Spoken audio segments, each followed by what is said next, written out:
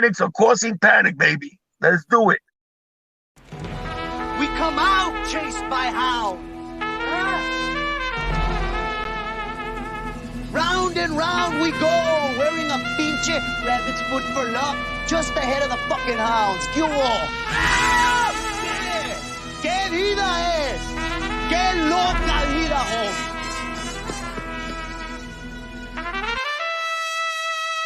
Como decimos en México, hay que dejarnos de mamadas. No hay que...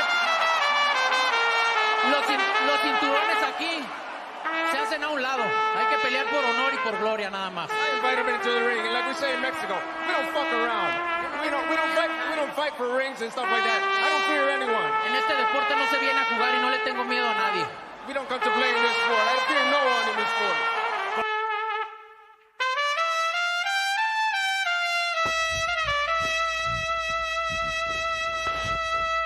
What's your prediction for the fight then? Prediction? Yes, prediction. Pain. Como decimos en México, hay que dejarnos de mamadas. We come out chased by hounds.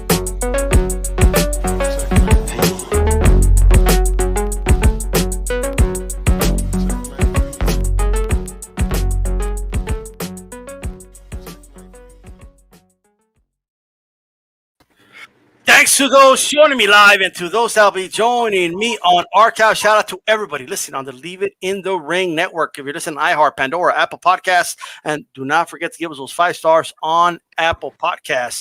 I am D-Style Boxing, and I'll be joined by my co-host Chief Funky, and also by In the Ring with Christine Lopez. And we also have our first guest of this evening, Pat Killian, over there at 1 a.m. this time because it changed times over here in the U.S. But how you doing, brother? All good, thanks. Very well. Great to hear, man. Unfortunately, we had an unfortunate news a couple days ago. The passing of a legend, just to say the least. Very sad. Probably, arguably, the best middleweight of all time, Marvin Hagler, the marvelous one. What you make of this news, man? I know I was shocked and also saddened, but what you make of this news? Yeah, as I said earlier, it's very sad, really, especially after, obviously when I'm doing a painting like that, I get, especially when I'm doing all the different ones, I end up watching all the fights again. There's maybe a bit of inspiration there, but I just can't help, especially when I'm painting all the characters and those guys, I just end up watching all the fights again. And then all of a sudden, I had been in talks. I talked with Sugar Ray Leonard Jr. I talked with Thomas Hearns Jr. and even Duran's daughter, and they were all in talks with doing a big event with all of them together. And so that's it's very sad that he's gone. Man. It's amazing how, you did tell us that was going to be the first time that it's the kids that were all going to get together. Is that what it was? No. They were organized in an event for their fathers, to be all together. But I know that even Hagler Jr., because Hagler Jr., because he's on Instagram, and I think it was Rochelle and Thomas Hearns Jr. was saying that they're all in talks. They're doing events, So obviously that's unfortunately, but yeah, it's very sad. I know that you had something to show us. Do you mind showing that the big prize right there? So this is one of the prints. My signature on the bottom. I know you'd probably all like the fighter's signature, but you have to make do with the artist's signature, unfortunately. Right.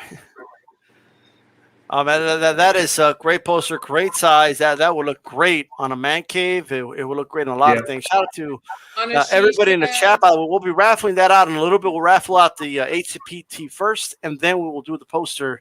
I gotta say, man, there is How many times did you meet Marvin Hagler? Like, can you count it in a hand? Myself, Yes. I was very lucky. Only once. I met him in London.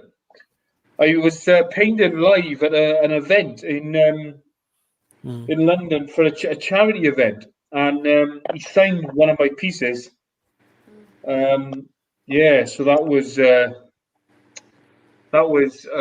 about 2015. That was. So I've met them all, but I only met Hagler once. But he was actually seemed a lot smaller than I thought. I thought he was going to be a lot bigger, you know. But man, he could punch, he could bang. Right. What a fighter! Yeah, man. Wow. War.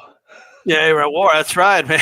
I wish I had that cap right now. You know what I mean? Yeah. It's probably good. Probably good. You'll probably be a few of them available with war written on. Yeah. I still can't believe it happened, man. Hey, Chief I Funky, know. I want to ask you, Chief Funky, man, how'd you take the news, brother, when you heard that he passed away? Oh, I was very shocked to hear that.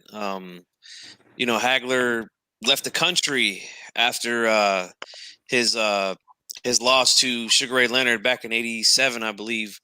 And, he's over there and he was an actor and stuff like that. So I didn't really hear too much from him. I was actually surprised to see that he came back to talk about the fight when they did the Legendary Nights on HBO a few years back. But I was glad to see that he took part in that. But, man, I know a lot of my family, they loved Marvin Hagler. I don't think I've ever met someone from the old school that said they didn't like Hagler. Everybody respected his grind. And he definitely had to grind his career to get where he was. He wasn't like Sugar Ray Leonard. He didn't go to the Olympics. He didn't win gold medals and things like that. Like, the dude had to work his way. Took him like 40, 50 fights to get notoriety for people to say this guy's actually pretty good. Yeah. So, he'd earned it the hard way. And he was a real dude. And unfortunately, he passed away, only 66 years old.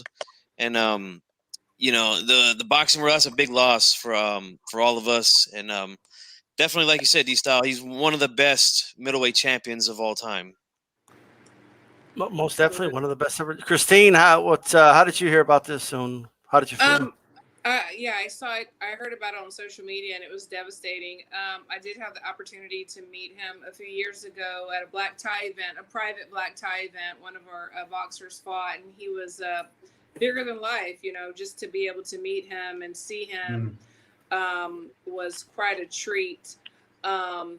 And I'm just hoping that the event that they were planning, that the children do get it together and they can do it, in his honor and his tribute, because I think that it would be sad if they did not continue to do it.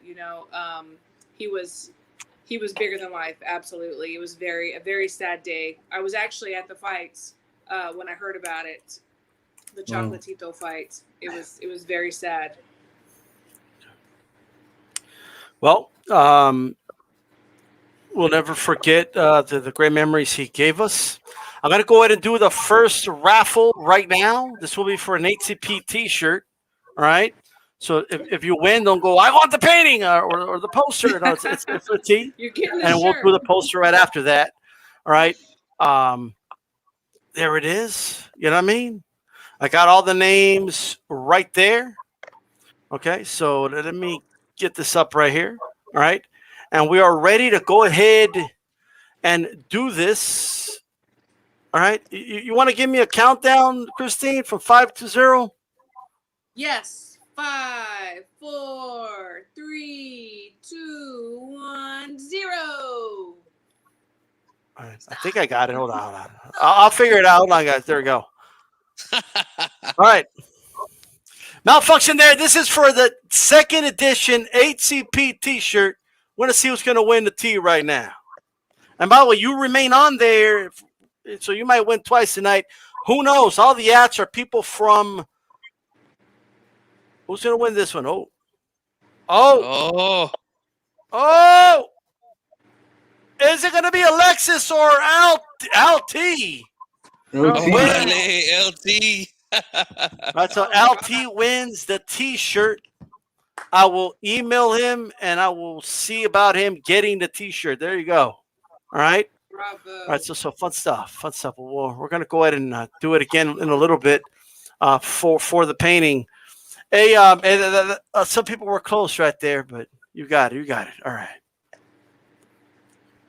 So we're almost gonna have Pat an hour late today because I completely forgot about daylight savings time. You know what I mean? So I was telling him 2 a.m., but it's actually 1 a.m. in the. You know what I mean? Hey, Christine, are you a fan of daylight savings time? I'm sorry, you cut out. Am I a fan of what? Daylight savings? No, I'm not. I want to get rid of it. Why not? Because I get an hour cut out of my sleep, and I know I really don't, but it just seems like it. Right. I'm not a fan of it myself. It's weird. Like it. You don't like it either, Chief Funky? No. Oh. Hey, Pat, when do you guys do the time change, you know? When? Right. That's a good point. I'm actually not sure. I think it's actually quite recent. I'm not sure I just hear about it.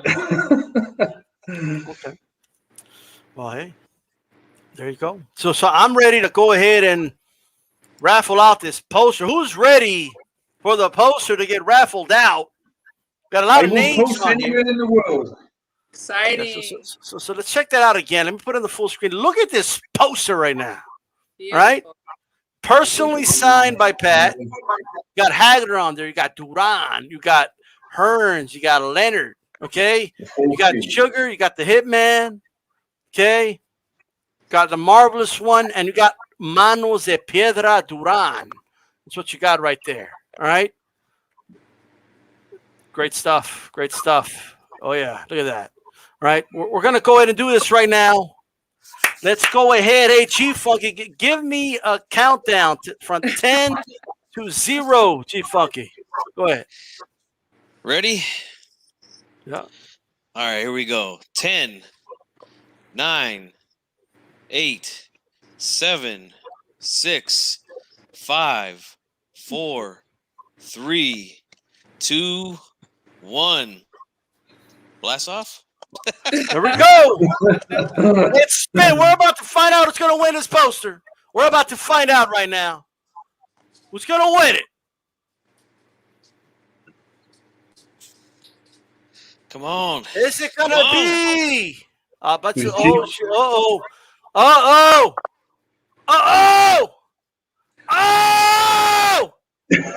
going to be Calix or leaving in the ring? Oh, wow. Who's it going to be? Oh, it almost went. Unbelievable. Nice. Look at that. That was close. All right. So Calix Boxing wins the poster. Congratulations, Calix. All right. Send me as a text. I'll sort it out. Yeah, for sure. Nice. Just text me your address and I will send that to Pat. And there you go. My Beautiful. God. Mr. Popo says respin. You know what? That was a practice spin. We're going to do it again. No, I was playing. But there you go. LT wins the T-shirt. Calix wins the poster. Hey, Chief Funky, Calix can actually have something like a boxing thing in his background now. You know what I mean? Yeah, like some, you know, like so. There you go, man. That was great. We definitely appreciate this, Pat. We really do, man. Good stuff. You know, great stuff. Great artwork, by the way. Any update on the Twitter thing, or is that like, are they ever going to get you back? Unfortunately, no. I actually don't know how long they take. I hope I'm not like suspended indefinitely. I hope that it's just a sort of, you've been a naughty boy, stay off for a little bit. I just Tristine, what it was, I think I've posted some artwork with the music, and I think it's just a copyright issue. So it's a little bit annoying, but I've been suspended from Twitter, for using the music with my artwork, which is a bit of a bummer. So never mind. Yeah, You know what's weird, bro? It could be. I looked into it. It could be a month, but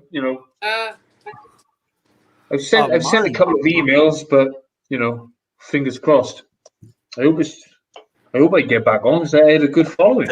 That is if it takes a month, that's outrageous. But I do hope that they, well, he could read it. Calix, he says, "Thank him for me. I'm honored to get that." Man. No worries. Nice one. Yeah. Man. Have you got any word on because in the U.S. like Texas is open now? I don't really want to come to Texas to hold an event and paint or something. You know what I mean? So, have you got any recent developments or anything like that? Well, the only thing I know for myself, I know that the Atlantic City Boxing Hall of Fame are sort of scheduled for the 20th of August, 20th to the 22nd. And so I'm hoping to travel to that, and I'll be presenting each fighter with an original induction painting. Right.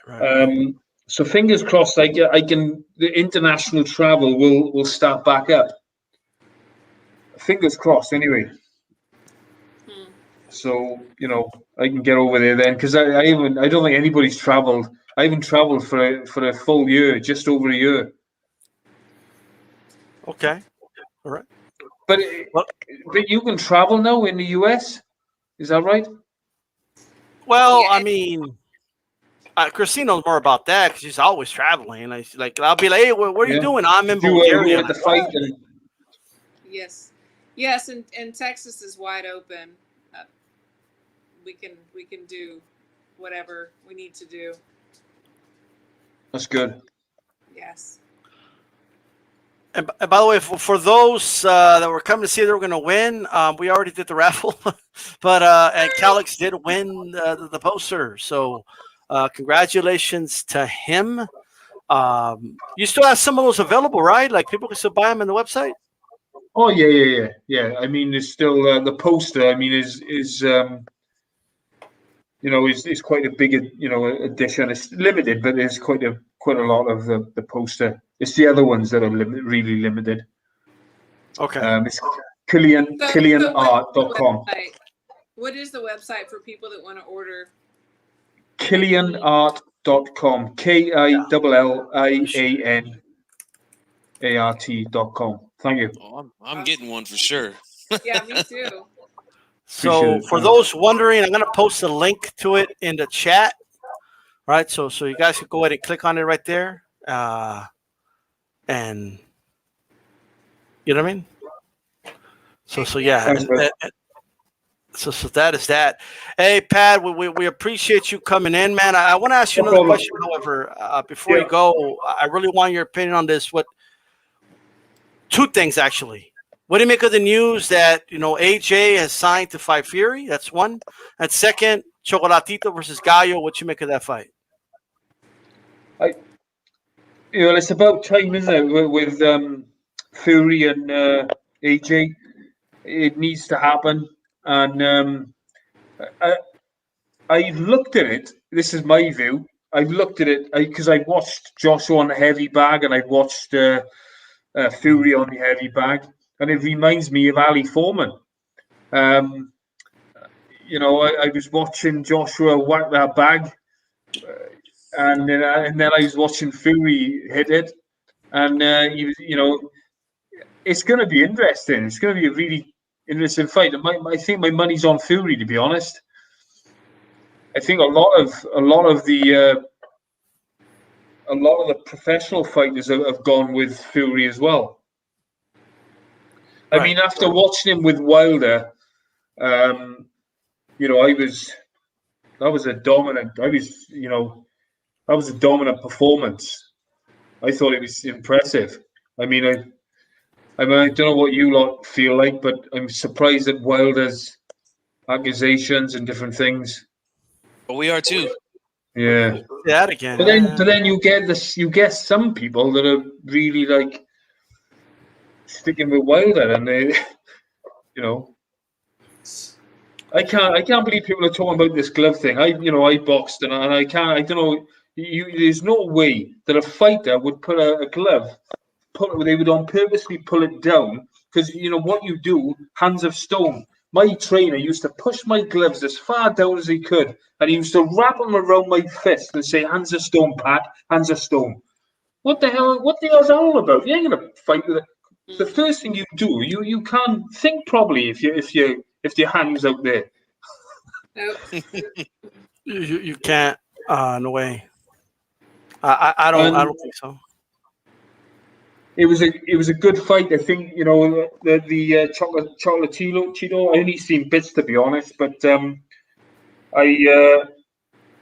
one judge, wasn't it, was the problem. And am I right in saying that something's happened now to that judge? Well, what's the question? The Chocolatito. Am I right in saying that the judge? There's something that happened with that judge. Yeah, that judge got suspended. You mean the one that had it wide, right? Yeah, that's the one. Yeah. I don't know what that was about. As far as scoring it that wide, just because there's so many rounds that, I mean, unless you're giving the benefit of the doubt 100% to Gallo in every single round, I don't see how that's possible. You know what I mean? Me personally, sorry. Go ahead. I tell you what they should do, because I don't know what you would think of this. I've been to watch a live fight ringside, and I watched the same fight on TV, and it's totally different. Now, if you have somebody judging watching a TV screen, and you have somebody judging ringside, it will be different. A lot. It'll be a lot different. Because it's you're looking at it totally different. You're hearing the punches land. It's just it's totally different. I don't know how you feel about that. Yeah, I agree. I think you see things differently from when you watch it on different angles from the cameras from just sitting ringside. In a fight like this, it's just, so many close rounds, so many punches thrown, so many punches landed. That card was definitely off, but these little guys, man, when they get going like that, it's hard to really, I don't think anybody really separated themselves in the fight. It was a very close fight, but I didn't see anybody winning 9 rounds for sure. No, it's I don't know about that, but the actual fight itself though was fire. You know what I mean? Oh yes, great fight. It was to me, it's one of the best fights I've ever seen. And Eddie Hearn said that it was the best he'd ever seen live. Yeah. So I mean I could only imagine live how that was. So on TV, even with the awful angles from from the zone, it was still awesome to watch. You know what I mean? And fight of the year is an understatement because, like Night Tuaku says, that fight of the year. I mean, it's only been 3 months, but it's going to be hard to beat it. I'll tell you that right now. Yep. It's going to be extremely hard to beat it. I'm telling you right now. So that's sad, man. But we're getting ready right now to have our next guest in a little bit. Pat, we appreciate you coming on, man. Like always, we hope to have you in the future, of course. Thanks, guys. I just started on Instagram, Christine. G Funky, you'll have to send me details to add you all on D. Cheers, Eric. Okay. Definitely. We got you, man. Sounds good. Thanks for your time, man. And I'll be purchasing one of those posters real soon. Me too. Yeah, most definitely. Boxing days in the building, ladies and gentlemen. All right. Look at this $5 well, I appreciate it. And also, I miss somebody. William Boxing. This is salute D-Style. And shout out to you too, man. I appreciate it. Appreciate everyone that came on, man. I know a lot of people. I had over 100 people in the raffle. It's already been given away. I hope you still enjoy the show, but Calix won the poster. Hey, Dave was close, man. Dave almost took it, but yeah, he did. It stayed with Calix. You know what I mean? Calix stopped it somehow. And we're going to talk about the Chocolatito fight for sure. Okay, we're going to talk about all that, guys. We're going to touch on it for sure, man. Make no mistake about it. Man, Hagler's gone, man. I can't believe it. You know, It's very sad. I can't. It's well, it was unexpected news. You know, usually another one that hit me like this, like out of nowhere, was the Emmanuel Stewart. Yeah. No. Yeah. But we knew it was cancer. They just didn't tell anybody. You know, they told us till afterwards. You know what I mean? And that's what it was. You know, so now what are you gonna do? Coco, I'm going to partner with the check. I get on stimulus. I get you. I got you. All right. And it looks like we have our next guest on here, guys. Okay. The one and the only Jose Chocolatito Gonzalez and 15 and 5 knockouts. I got to ask you the obvious question, which a lot of people are going to say, Chocolatito, what do you mean? That's Roman, right? That's what they're going to say. Like, you know, I bet you a lot of people thought I got the title wrong, you know? So I want to ask you, what's your relation with Roman Gonzalez? That's my first blood cousin. That's my cousin. Hey. And we do all training camps together. And if not, he just goes and travels to California, or he does his own training camp. But we usually keep in contact. And I usually help him out for his training camps. But yeah, that's my cousin, first cousin. All right. Wow. First cousin, there you go, man. What wasn't messing around? There you go. And did you have to get his blessing or something like that for the nickname, or how did that work? The nickname, the first Chocolatito was my father. He was the first. So okay. But so you had the first rights. The first Chocolatito was named Chocolate, and that was from my uncle. So this Chocolatito and goes by a family traditions name. So I picked it up for my father's name because of my father's name. So I was like, all right, I want to take it over because of my father. But my cousin, he got it from, I think, of Arguello, Alexia Arguello. So that's how that worked. Yeah, I remember hearing that story back when he kind of broke out on the scene here in the United States. Arguello giving him that name. So I got to ask you this now, man. Since you got the name and now you've given us a little background on it. Obviously, Chocolatito is a very popular fighter. He just had a great fight Saturday. Is there any pressure carrying that name with you now? Do you feel like you need to live up to the hype, or is it just one of those things that it's like, it's just a family thing, you know? I don't feel like I needed to live it up for the family, but because it's a family thing, and you know we have a lot of family. I have another cousin that he was named Chocolate, but he changed it to Elatico, which he was a former former world champion. My cousin Christopher Rosales, and he's my first cousin, and he was world champion 112, I believe. So the boxing runs deep. Yeah, this runs through the blood. So I'm not really worried about just because Roman is my cousin, I have to pick it up, or I just gotta go do what I gotta do in the ring and then do my job. So I'm not really worried about, you know, just people putting me pressure, or you have to do this and this and that. I know what I have to do and showcase my talent, and that runs through the blood already. So I'm not really worried about that. That's nice. That's good attitude. That's nice. Absolutely, yeah. So you got it basically, you know, from your father, but I know he's your first cousin, Chocolatito, the one a lot of us know, right? Roman. Yeah. Do you talk to him a lot, or is there like, how close would you say your relationship is with your cousin? Yes, I talk to him a lot, and you know he gives me advice. I was there for his fight, and you know we got to speak. I got to see him. I wished him good luck. I saw him after the fight. I saw him before the fight. Yeah, we keep in contact a lot, and he's he's great, and he's a cousin that I could go to, especially with this boxing thing, and I could get advice for it, and I could get some help and stuff like that. Yeah, Awesome. man. So speaking of the fight, you were there. Now obviously, he didn't get the decision in a great fight. But what were your thoughts on the fight, man? Because we all really enjoyed the fight. We thought right now obviously it's early in the year, but we're thinking fight of the year.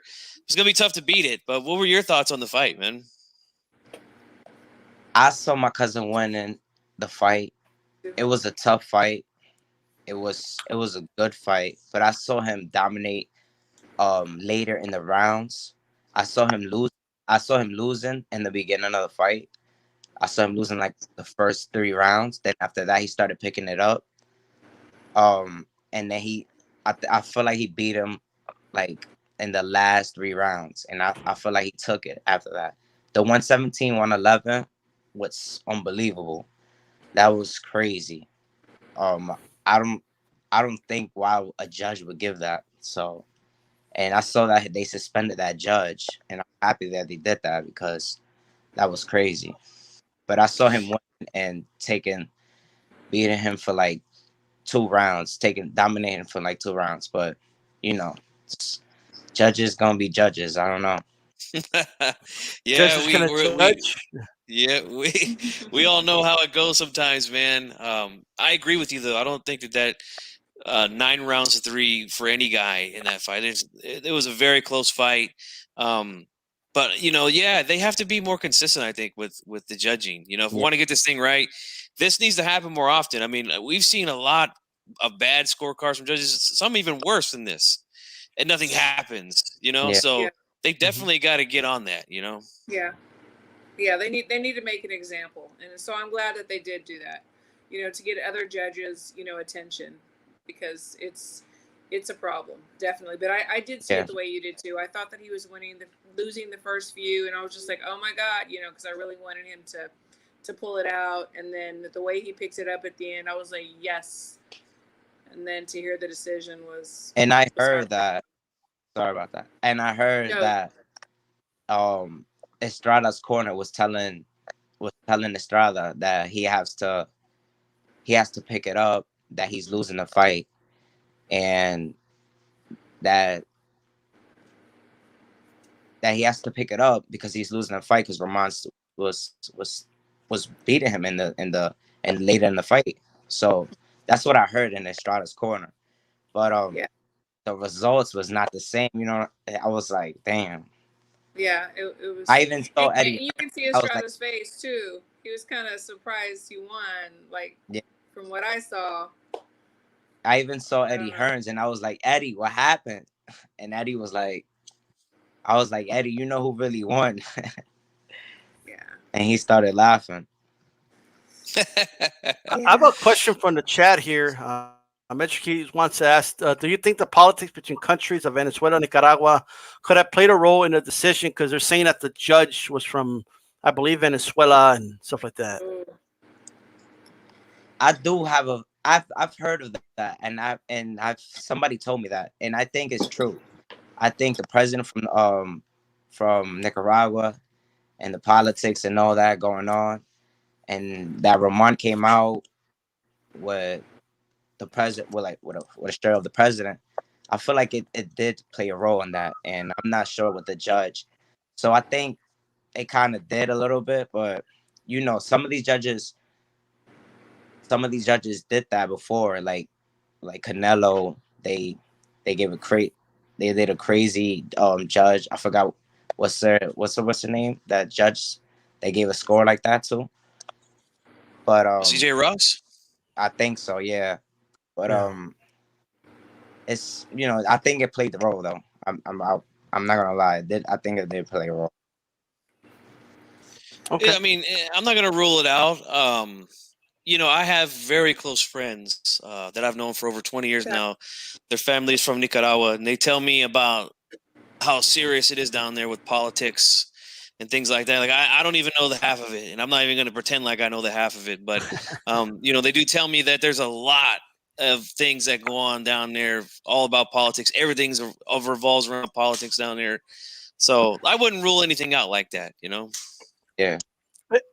Speaking of like in Nicaragua, like when your cousin shows up, like all Nicaragua's there, like to greet him and everything. I mean, he's like a superstar over there. Are you known like that over there, or not yet? Nah, not yet, but Not yet? because he's born over there, and he brought like world titles over there. He helps everybody. He's great over there. So I'm not like that, but they all show me love too. I get love in Nicaragua too, just like my other cousin. He was former world champion, Christopher. They get really love out there, but I get love too out there. And my cousin Roman's like, he's like a president out there. When he comes to Nicaragua, they all greet him. They all show him love. But he always show love too, and he always help everybody out. He's not like, oh, like I'm here and this and that. But nah, he's humble, and you can see that he's really humble, and he's really like that. He helps a lot, and he helps everybody. So that's what he shows love, and that's how he is. Okay. Well, let's talk about when people see Jose Chocolatito Gonzalez in the ring, what should we expect as a viewer? Like when we first see you, like what's your style? What do you bring to the ring? How are you not just similar, but different to the Chocolatito we currently know and Roman? How are you different? I'm different because I box. I'm a counter puncher, and I like to move around the ring. I like to counter punch. I don't like to stay in the paint like my cousin do and just go all out, all 12 rounds. Which don't get me wrong, which I love to do too. But I was born with a style of boxing, counter punch, and that's my style. Just box. Use my jab, just use my jab and box. But I could switch it up too and fight inside. That's when I spar with my cousin. He teach me how to box inside, and he teach me how to like cut the ring and. But sometimes he don't like sparring me because I box too much and I move too much. There you go. Now you did win a Latino Super Bantam title from the WBC. This was in late February. Talk to us about that fight. How did it go? I won by decision. I fought some kid from Venezuela. He was, I believe, 17-3, something like that. Luis Young. And I fought in Nicaragua. My first fight in Nicaragua, and it was amazing. I had all my family out there, all my cousins. Roman wasn't there because he was still in California and doing his training camp, getting ready for the fight that he had. But he said he wished me luck and everything. I spoke to him. I had all my family, my cousin, my brother. My brother was the one that he was in my corner. And it was amazing to fight in Nicaragua. My first time, yes, especially for a title. It was amazing. It felt great. The kid came to fight. I didn't think the kid would, the kid came really to fight, and he hit hard. So I just boxed him the whole night, and that's what I did. Nice. Awesome. All right. I want to ask you. But hold on. Do you know when an opponent will be announced for your next fight? I see you're scheduled for the 22nd of May. Do you know more or less when an opponent will be announced? No, I'm not sure yet. I will have to speak to my manager and my dad. But I'm ready for anything. I just want to keep fighting and just get my hands on that world title at 122. For sure. Go ahead, Funky. Now I want to ask you. You know, we've talked about, you know, obviously your cousin. We talked about the great Alexis Arguello. A lot of fighters from Nicaragua. One guy we haven't mentioned yet, though, man, and I want to ask you about him. Ricardo Mayorga. What were your thoughts on him when he was active, man? I got to see him fight when I was little, and I was he he he was crazy. He was crazy. He was a character. Crazy, yeah. That's what- So he was, yeah. but he had power in both hands. So if he hit you, you going down, no matter what. And yeah, he had power. He would knock everybody out.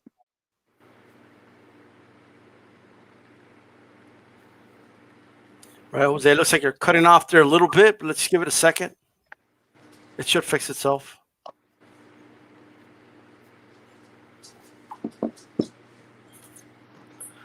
Can you hear us, Jose?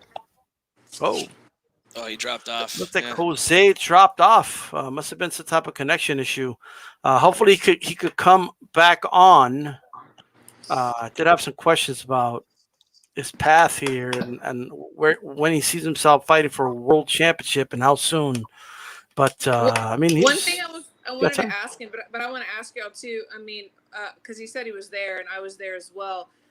It was so, I don't know if y'all could tell, you know, from watching on the TV, but it was so empty. And one thing that I'm noticing is that once a fight is dropped, the promotion, like, it's not promoted anymore. Have y'all noticed that? Hey, Jose. Yeah. Can you hear us, Jose? Yeah, I'm back on. Okay, cool. You hear me? You know what happens, you know what I mean? What was your question again, Christine? Yeah, we can hear you. Okay, Jose, I was going to say, so you said you were at the fights. And it's kind of a two-part question. So I was there too. And I've just in my observation, I've seen that like a promoter, they promote the fights, they get them out there, but then it like ends there. There was nobody there. Did you notice there was nobody there at the fights? Yeah, empty, and that was the first time I experienced something like that. I was like, my manager was there, Sean McCue, and I was speaking to him about that, and I was like, wow, this is the first time I ever seen something like this empty. Exactly. Yeah.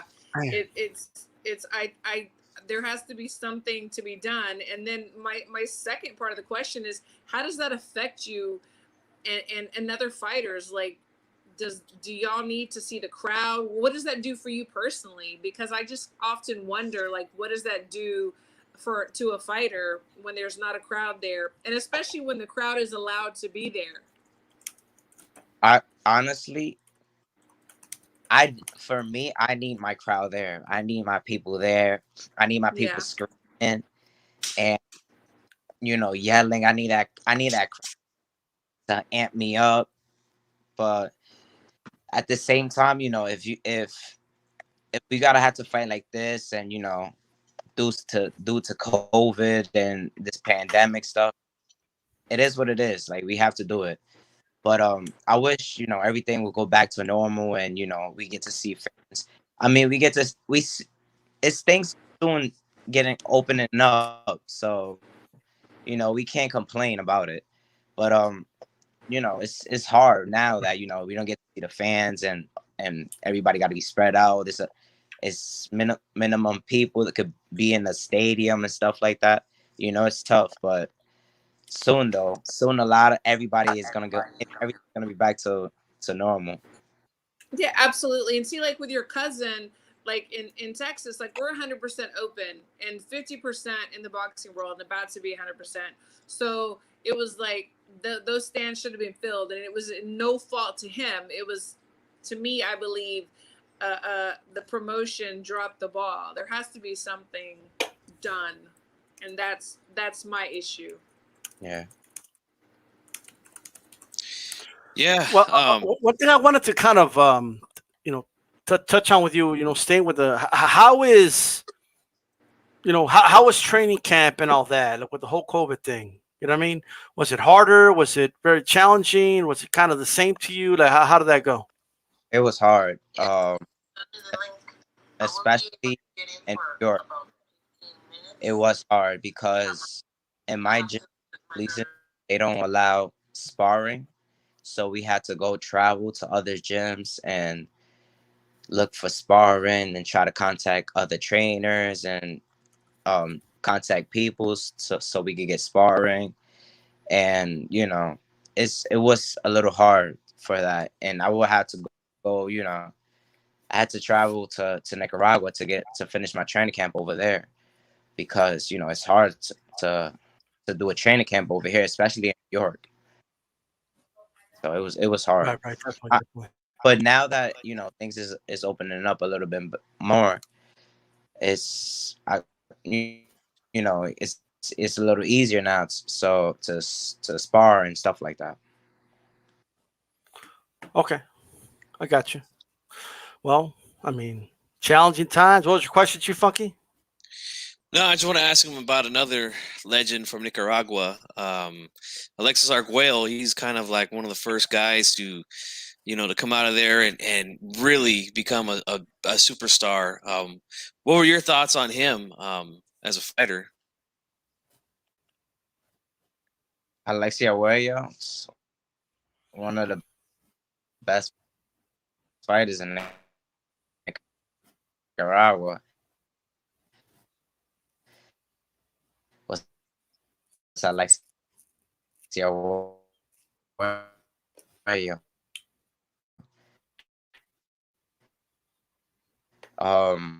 Yeah, most definitely. He's definitely one of the best to ever do it in Nicaragua. I think you're cutting off there a little bit here, but it's okay. I just had, if everybody hear me, I just have one more question for you. Listen, and I got to see when I was young, when I saw his fights. Hello? Yeah, can you hear me right now?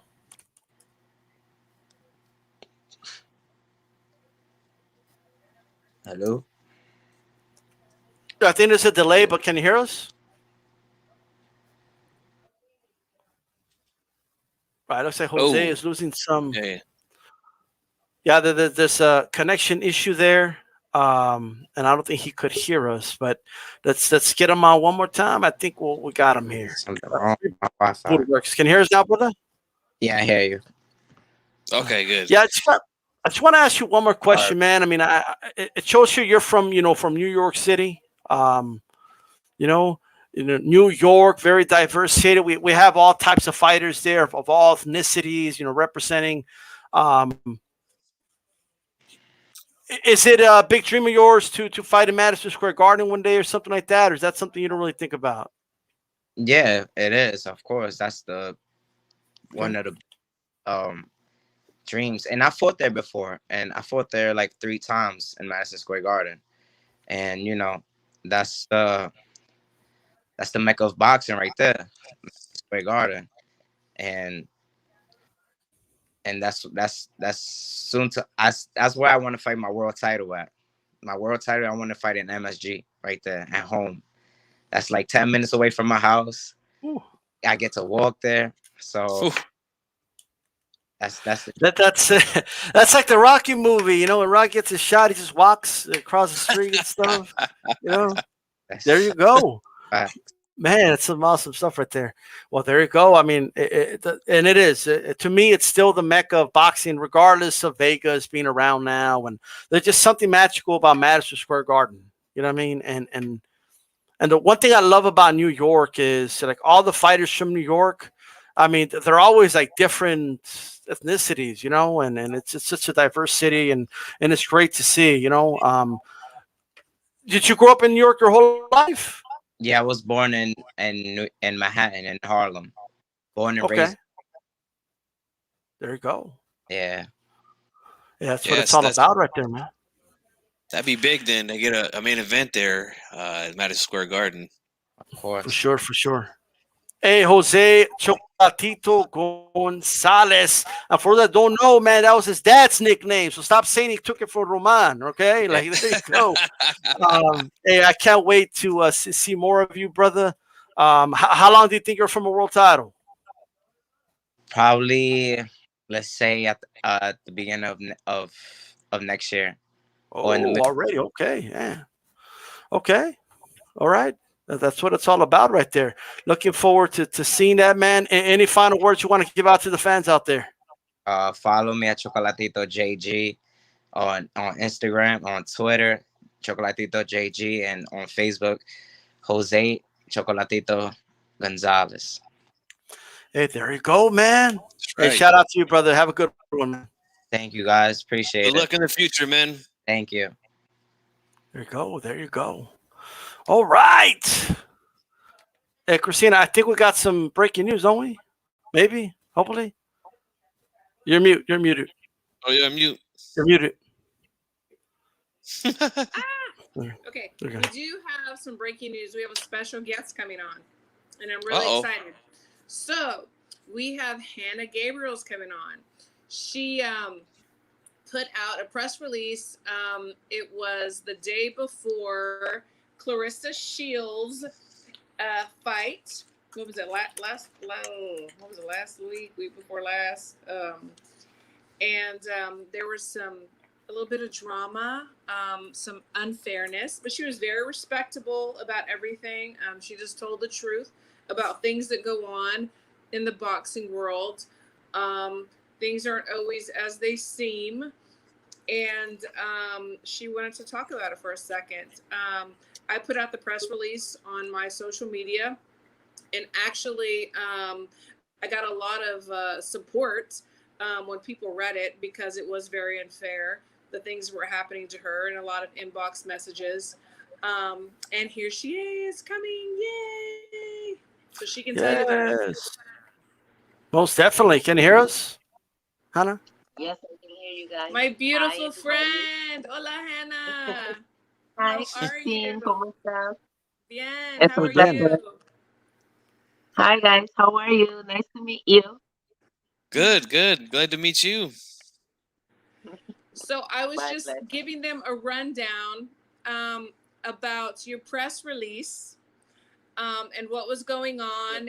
And, you know, a lot of people don't always like to believe that boxing can be unfair, but we know that it can be.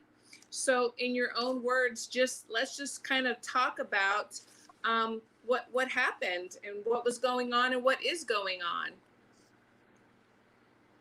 Well, when I wrote that statement, it was probably almost a month after I realized that they were going for my super championship. And you know, somehow if I didn't say anything,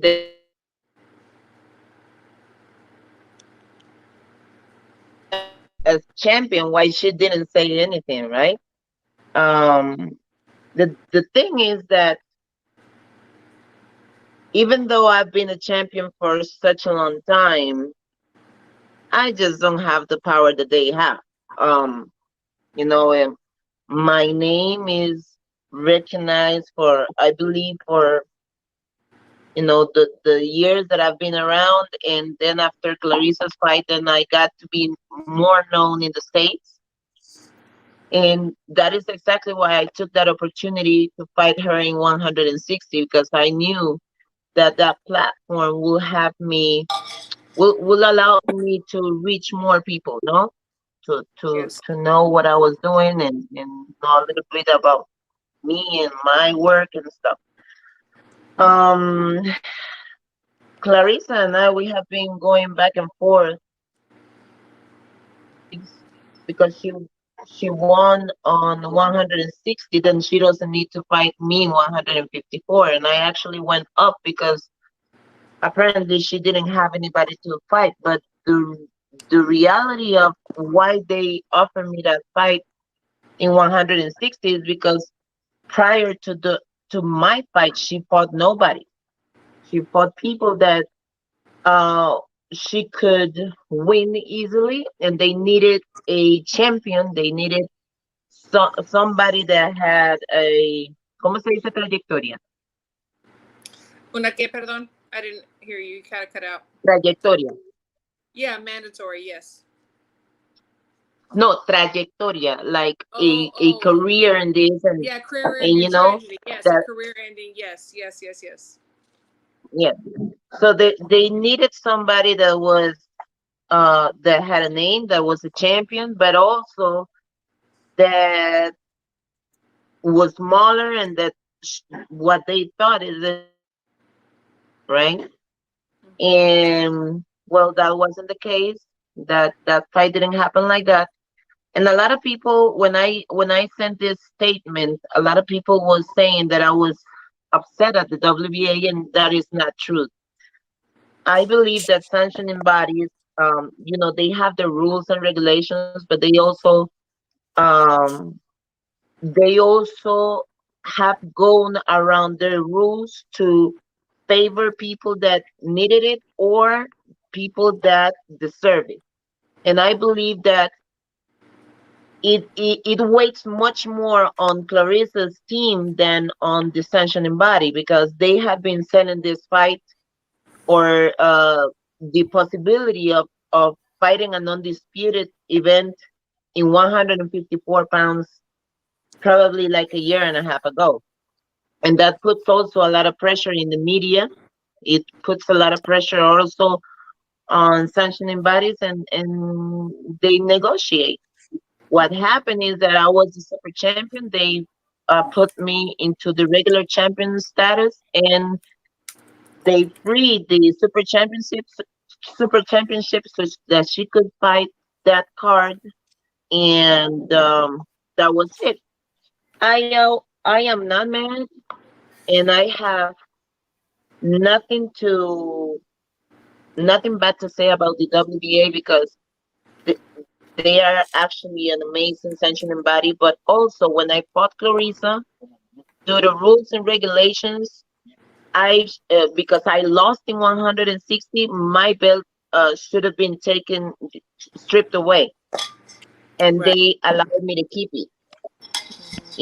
So at that time they honor me, they honor my career, and they were like, no, you went over there, you lost, or I don't think I lost, but or it was closer than what the cards were saying, but they honor me that way. So when I did that statement, I also said that I knew that the WBA was also honoring what was happening, because the technicalities of that, not a lot of people know, but a lot of people don't even care. Right. And this was a great moment for young girls and for kids, for children around the world, to know that they can reach this and that. And I know that the WBA was honoring that much more than the other thing, So I was not mad. I am not mad. And I believe we need to stop only pointing at the sanctioning bodies, because the teams, the promoters, the media, and when they get together, they have much more power than people will ever know, And to be honest, they could have just fought for that the IBF, the WBC, and the WBO. And my fight with Clarissa is a fight that a lot of people wants to see.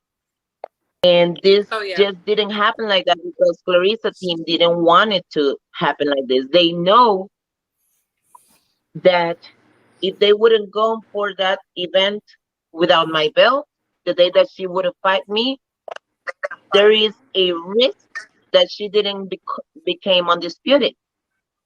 And if she would have gone first with me and then with the care, the possibility of her not being able to go and fight the care and become undisputed was also a possibility.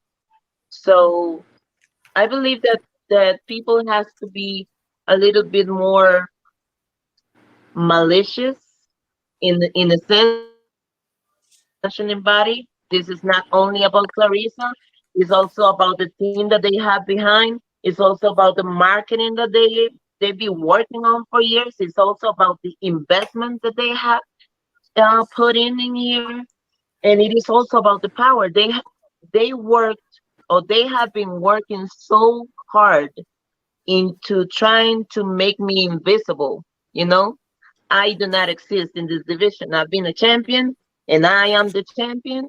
And she doesn't have to fight her because she already won in 160, and there's no need to.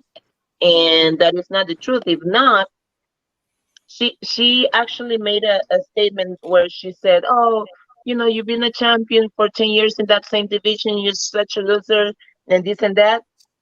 And if being the champion of 154 is nothing, why is she so eager to become a champion in that division also? Why is it so important to be a champion in 160 also? She is very contradictorio, contradict, how do you like say it in English? contradicting? Sorry. Yeah. Like Yeah, contradicting? contradictorio. Okay. Yes. Yeah, contradicts. Right? Because Yes. she says it's nothing to be the champion here, and she doesn't have to fight me, but she wanted that belt, and if she actually wanted to be undisputed the real way, she would have to go through me because I'm the champion and I've been the champion here. And That's right. and it's tough.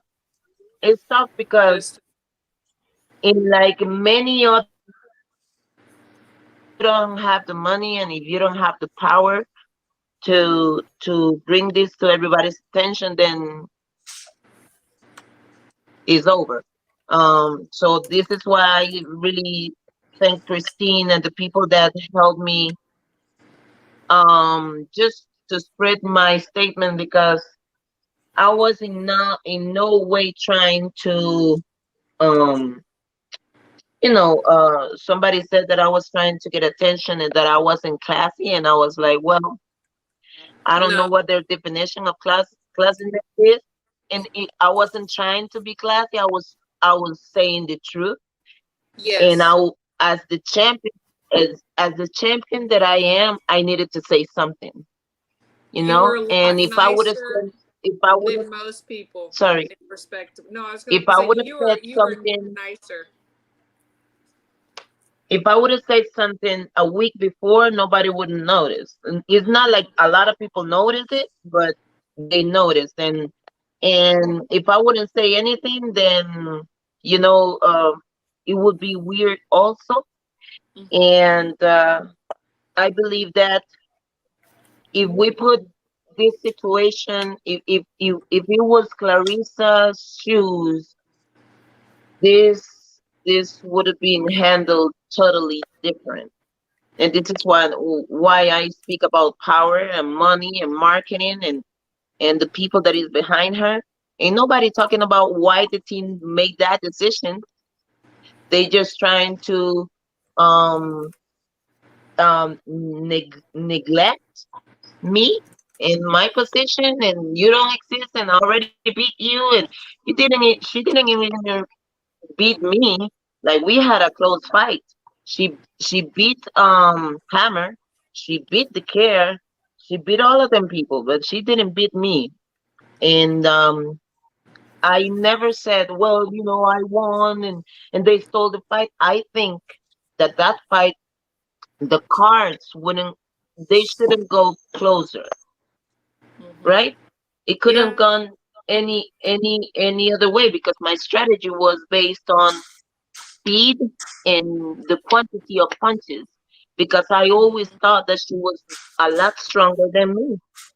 Now I know she is not, but that is exactly why they didn't want it to face me in that event or afterwards. So I'm okay with it. I have new plans since she is talking so much trash about me being a champion for 10 years in this division. I already conquered 147 like 11 years ago. Then I went to 154, and I am going to 175 now.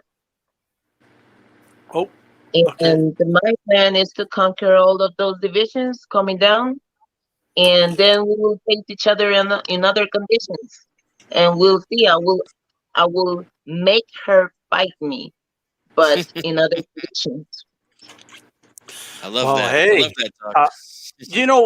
what I want to bring up is because the narrative is because a lot of boxing fans, the way they'll talk about Clarissa Shields is like they'll just speak so matter of factly, like she's just ran over all her opponents. All the fights have been easy, but they keep forgetting that she's been knocked down before. A lot of people don't even like bring that up. They forget that tough fight she had with you. Like it's, I think it needs to be spoken about more. I think boxing fans need to bring it up more. And in my opinion, in my humble opinion as a boxing fan, her claim to undisputed is under dispute.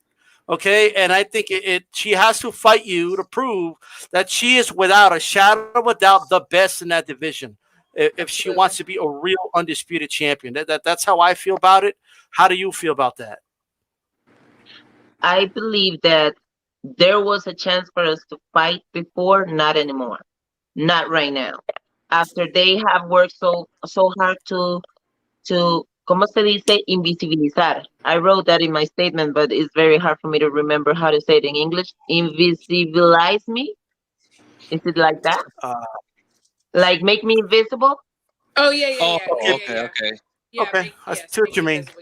Yeah, we got you. That's a good way to put it. They have worked very, very hard to make me invisible in this division. You know, undisputed, and all the bouts, and they went around me, and they did. Trust me that this work is not a you know, they didn't plan this yesterday. They have been working on this for a while, and that I have no power. And I told her in my statement, you know, your work, your task is unfinished without me, you know, and that's okay. But right, Clarissa wrote, she said on the message, she said, well, you know, I was considering to give you an opportunity, but now I'm reconsidering because you're such a loser and this and that. And I was like, she's acting like I was the champion here, and I'm waiting for a consolation prize, and it is not like that. I waited for her to fight me in my division. They avoided me. They went around me. So now, I am going for the other divisions. I'm gonna conquer 175, but I'm not right now. I'm going to do a transition fight. You know, I'm tune-up fight because I was injured here in my arm. I had a surgery, and then because of COVID, I have been inactive. I've been training, but I've been inactive. So I'm gonna fight a a a tune-up fight, and then I'm going for the belt. And I want to go for the belts, but with the belts holders, or the first the like the number ones, the rank, the number one rank, right? Yes. Because it is true that Clarissa has gone through all of those divisions, but many of those fights didn't go with the top ranked, you know. So I'm gonna go through those divisions, and I'm gonna go to the belt holders and the first ranks of those divisions, and I'm gonna do me right now. I'm not even worried about Clarissa anymore. Um, we shall see each other down the road, and people will make her. And the plan that I have now, I'm pretty sure that they will try for me not to go all the way, because if I get to be able to do this, I'll be a five category champion. I'll be 2 divisions away from her. Yeah, yeah. Even if she goes to Yeah. 147, I'll still be up one.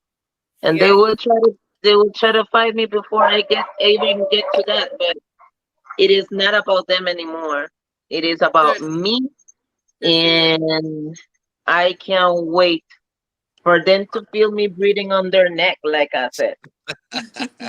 They will feel me Yes. breathing on their neck. I And love then, it. it's going to be a lot of fun. I think it's great motivation for my last years in boxing. I have 3-4 years more, and I never thought that I could shoot for more, but now I know that I can, and it is Yes. good. Absolutely. That's awesome.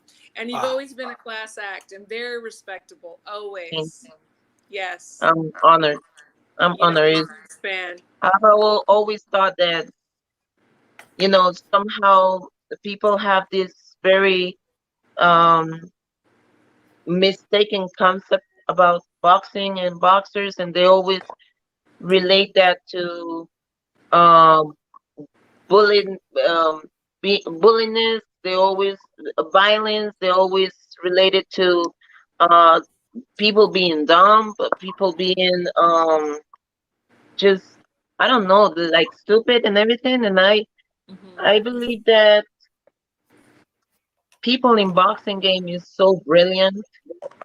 Everybody, when you go into the ring and you see people working in this and that, and see how brilliant the intelligence of each person is different in many ways, and we are all so brilliant, but it's hard sometimes to um show people otherwise.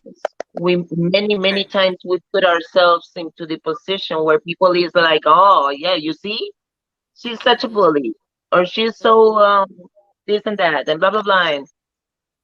And I believe that whenever I retire, I will always I always shoot for whenever my daughter gets to see an interview of mine, she always get to thing that I show her, I was able to execute myself. I always talk to her about respect. I always talk to her about humility. I always talk to her Humility. about, Yeah. being respectful of other people's feelings and their story and the way they perceive reality, their own reality, and things. And I don't want one day an interview or a fight where she don't feel that I wasn't standing to my words. So She'll be proud. Trust me. She'll be proud. Yep. we're gonna see each other very soon when I become That's all of right. the top champions, That's and right. we're gonna hear each other about a lot of things, and I know her team is gonna try their best to get me out of the game, but I will remain. Absolutely. Amen. We have a lot of boxing fans that for years didn't follow the women's divisions, right? And some of them just started watching the women's divisions lately, especially with the zone, and like there's a lot of more attention now. And a lot of fans don't know about your fight with Clarissa Shields. They don't know that you knocked her down. They don't know about this. Like they're doing everything possible, it seems, to make sure that people just don't know about this. But I want to see the rematch. Because let's be honest, who else is there for Clarissa Shields to fight? I don't know who else you could fight. Like who is she going to fight to sell? I don't know. I have no idea who. To be honest. Well, the thing is that she's not about who she fighting next. They were about making history. The people that knows boxing will say, well, this and that, but for the people around the world, it's just what it is. Is just what they sold, you know. So um, their job in that sense is done, and they did a good job. But I'm not interested in that fight anymore. It is just I have been disrespected in many ways, and I'm not one, like I said in my statement, I'm not one to sit and cry and feel victimized and all of that. I'm about work. So um I'm from Costa Rica, and nobody ever thought that I will do as much and go so far, and they have unleashed like a beast that I didn't know that I had. I was mad, but I wasn't mad like but mad to have like a speak Yeah, and it lit a listen. fire. It lit a fire under you. No, I am mad because somehow um my position doesn't allow me for people to recognize many things, and right now I am not having that. And I can only make this happen or make this a reality if I put the work into the gym every day, and I make sure that whenever the opportunity comes, I'm able to back up my words. And so that is the hard part, um, the everyday challenge that I have, because I'm a mom. My daughter is 7 years old now. She goes to school. I have to give classes after COVID. It is very, very difficult for athletes. Like the brands don't put any money. They do little campaigns and stuff like that, but there is no sponsorship like that. So my responsibilities have become heavier in so many ways, and sometimes I feel um very, very tired, and sometimes you don't see the light and whatever, but this is exactly where I have to become a better champion. And it is a big challenge, but I am trying every day. I'm working every day, and whenever those fights comes, if I'm able to do things the right way, as I'm trying to do every day, I'm pretty sure that I'm gonna I'm gonna shut up some mouths. I'm gonna Absolutely. silence some mouths. Yep, that's There right. you go. That's right. Absolutely, Absolutely. absolutely. Well, Hannah, I know you're busy and you wanted to give us a couple minutes of your time. Anything else you want to say to the fans out there that are watching? Oh, I just want to thank them for their support. I know that people has always said that people is not interested in women's boxing and all that. I want you also to understand that we don't have the the our not a lot of people have our backs, and not a lot of people, when it comes to getting bigger fights, more competitive fights. I think it all comes down to the money that is offered. Many times we are offered so little, and it is very difficult. So as much as you try to understand, we are on that process, and we are doing what we can with the resources that we have, and sometimes the resources that we don't have. I appreciate your attention. I appreciate your support, and I just hope that I can bring much more excitement to you in the future. And just so you know that I'm always trying to do my best. And if for some reason I'm not able to make this a reality, my plans, I want you to know also that I put my heart every day in, and I'm always happy with the opportunities that God allows me to have and the goals He allows me to reach, and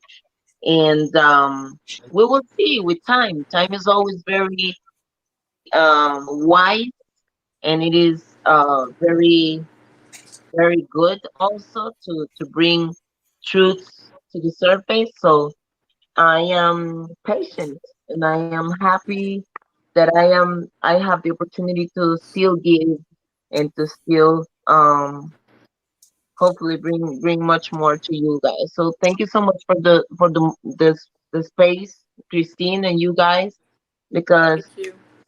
um my husband told me, I'm so upset nobody really listened to your statement, and he was really really mad, but Of course. right, because he was like, if you were Clarissa, this wouldn't be like this and blah blah blah.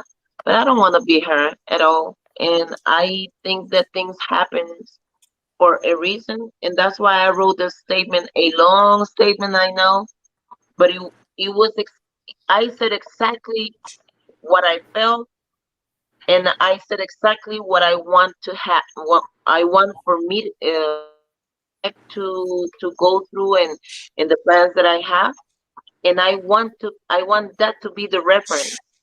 I want Yes. people that whenever I meet Clarissa and we see each other in equal conditions, people go back to that reference and know that I was Yes. speaking my truth. That's I'm not right. about running Right. my mouth or anything. So I thank you so much for this, and thank you everybody for listening. It's my pleasure and my honor to be uh, a part of this community, this boxing amazing community. Thank you so much. Thank You're you. Absolutely. welcome. Thank you so much Thank you. for coming on. Hispanics Thank, causing panic. You have a good one. thank you for the time, champ. You too. Talk to Bye you bye. soon. Talk to you soon, Chris. Bye. Yes. Bye. Well, there you go. Hanna Gabriels, Major Keys says, yo, respect you guys and Christine for the back-to-back interviews. It's been nothing but lit. Let everyone know where to find me because I'm lining up some interviews as well, but not this lit. Hey, man, the link is in the chat. Everybody subscribe to Major Key. Thank you That's very right. much for the support. Absolutely. And for the question for Chocolatito and all that good stuff, man. Shout out to the supporters of Jose that showed up to listen, and the supporters of Pat Killian that showed up to listen, and those that were wanting to win a poster. Shout out to you. Shout out to Calix winning the posters, you funky. Just snatched it from Dave like last minute. Like, you know what I mean? Like, it's just an LT winning that T, even though the dude ain't here, bro. I know, cabron. Where's he at? Where's the dude at? Like, he ain't even here. Like, it's just like what's going on over here? That Like, means it goes. That means it goes to me. I get it Or then. me. You have one. I don't have one yet. so some of you messaging me about I don't know. I don't know the answers to YouTube, guys. You gotta go to YouTube support or something for that. You know what I mean?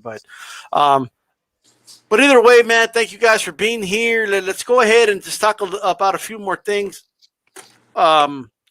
Man, that was a lot of interviewing, but It was good and stuff, shout out though, to man. Hanna Gabriels, man. I really want her to get that fight, and Yeah. She's I lovely. get that she wants to be respectful and all, and good for her. She's a better person than me. I would have gone Like, off, let me like, speak you know what for I mean? her. But Yeah. she needs to hire like a trash talker. Right? But you know Like, what? I'll do it. Like, But you know what? It seemed like she had a lot to get off. Yeah. And Yeah. I'm glad that she did. She Yes. and I'm glad that y'all allowed her to have a platform to do that. That's great. Yeah, and more people need to know. Like, we had somebody like, who is she? She fucked Clarissa? She knocked her down? Like, yes, and yes. Google it. You know what I mean? The answer is yes, ladies and gentlemen. She Yes. went up in weight to fight her. She went up in weight to fight her, and then Clarissa unified with somebody else. Like, I mean, I don't know. It's another story, but I think she should fight her. You know what I mean? But hey, like, I want to see it. But I understand that she wants to move on. You don't want to appear like the person chasing somebody forever. You know what I mean? But it worked for Marcus. Don't remember Marcus was chasing Pacquiao? for years. He Chased didn't him all care. over the People were like, world. well, "Why do you keep chasing Pacquiao? Move on." Mark was like, "Because I think I can beat him. That's why." You know what I mean? Because I think I beat him. So, the saying. Yeah. Got lucky this style. If I won the poster to pay the overseas shipping, lucky you, says Andre Rodriguez. Well, Pat's doing that, man. Shout out to him. You know what I mean? So, hey, Estrada versus Chocolatito. Aftermath. Let's talk about it a little bit. I want to start with you, Christine, because you left a little annoyed emoji under one of Chief Funky's. You know, I'm just saying, I'm not trying to start anything. I was like, come on, G Funky. Did we No, watch but the same fight? how did you see the? First of all, what did you think of the fight? Obviously, I mean, you were there, right? I thought it was, yeah, I was there. I thought it was fabulous. Like it was like you said right now. Fabulous. Now, like that was for right now. That's like the fight of the year for right now. Yes, I thought Chocolatito. He started out slow. I was kind of nervous, but then he picked it up, and I thought he carried it home. I thought he clearly won.